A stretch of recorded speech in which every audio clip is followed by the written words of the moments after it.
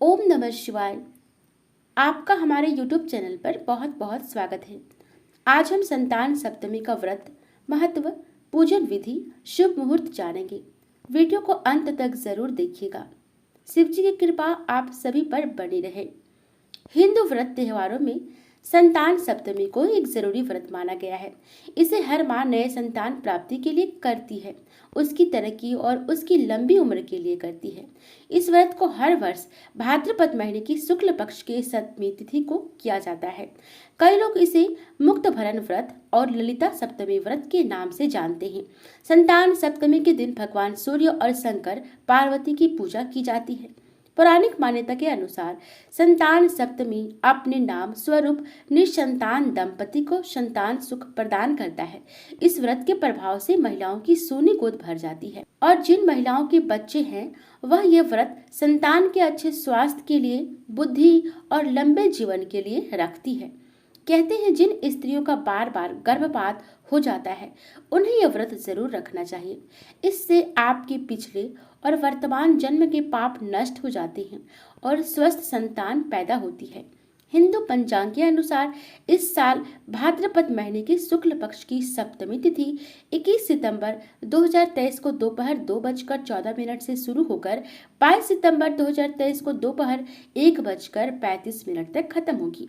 इसी बीच महिलाएं व्रत रखेंगी और भगवान शिव के साथ माता गौरी का ध्यान करके व्रत करेंगी। उदया तिथि होने के कारण 22 सितंबर को यह व्रत रखा जाएगा, जो महिलाएं बहुत ही श्रद्धा और भक्ति भाव से रखेंगी। पूजन के लिए इस व्रत में शिव जी का परिवार प्रतिमा अवश्य होना चाहिए। इसके अलावा लकड़ी की चौकी, कलश, अक्षत, रोली, मोली, केले का पत्ता, श्वेत वस्त्र, फल फूल, आम का पल्लव, भोग लगाने के लिए 7 पुआ या मीठी पूड़ी, कपूर, लौंग, सुपारी, सुहाग का सामान, चांदी का कड़ा या रेशम का धागा अवश्य इस व्रत में शामिल करना चाहिए। इस व्रत में ब्रह्म मुहूर्त में उठकर स्नान करके स्वच्छ कपड़े पहने। इसके बाद शिव जी व विष्णु जी की पूजा करें। तत्पश्चात संतान सप्तमी व्रत पूजन का संकल्प ले निराहार रहते हुए शुद्धता से पूजन का सामान तैयार करें।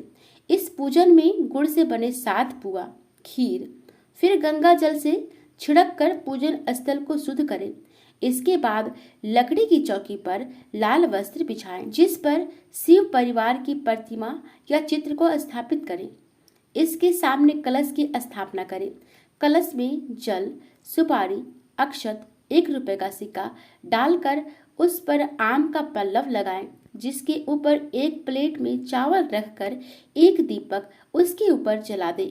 फिर भगवान को चढ़ाने वाले आटे और गुड़ के 7 पुए, जिसे महाप्रसाद कहते हैं, इन्हें केले के पत्ते में बांधकर वहां रख दें। इसके बाद फल फूल, धूप दीप से विधिवत पूजन करते हुए पूजा की शुरुआत करें। यदि चांदी की नया कड़ा बनवाया है तो ठीक है। यदि पुराना उपयोग कर रहे हैं तो पहले चांदी के कड़े को शिव परिवार के सामने रखकर दूध व जल से शुद्ध करके टीका लगाकर भगवान का आशीर्वाद ले लें। इसके बाद चांदी के कड़े को अपनी दाहिने हाथ में पहने। इसके बाद संतान सप्तमी व्रत कथा सुने। पूजन के बाद व्रत कथा सुनने के बाद पूजा के लिए बनाए गए 7 पुओं को भगवान को चढ़ाएं। उसमें से 7 पुए ब्राह्मण को दे दें। इसके बाद 7 पुए स्वयं प्रसाद के रूप में ग्रहण करें।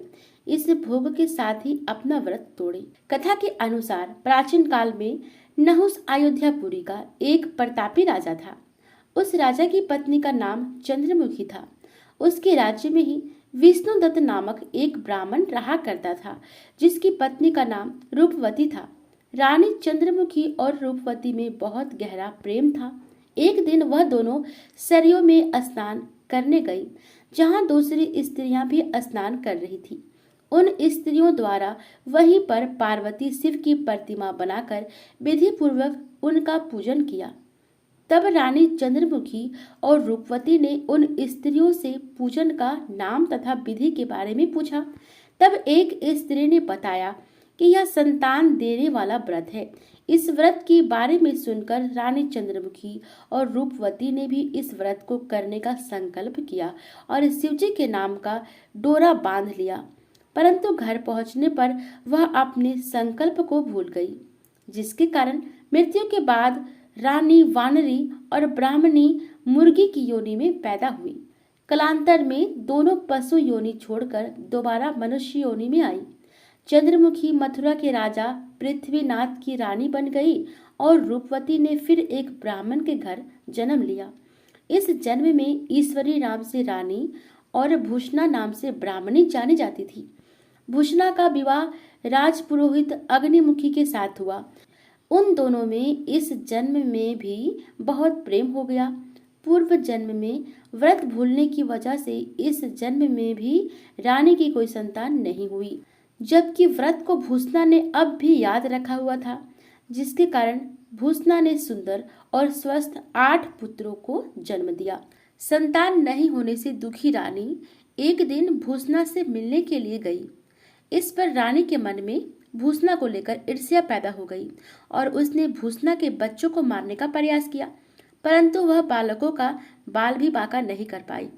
इस पर उसने भूषणा को बुलाकर सारी बात बताई और फिर माफी मांगी और उससे पूछा कि आखिर तुम्हारे बच्चे मरे क्यों नहीं।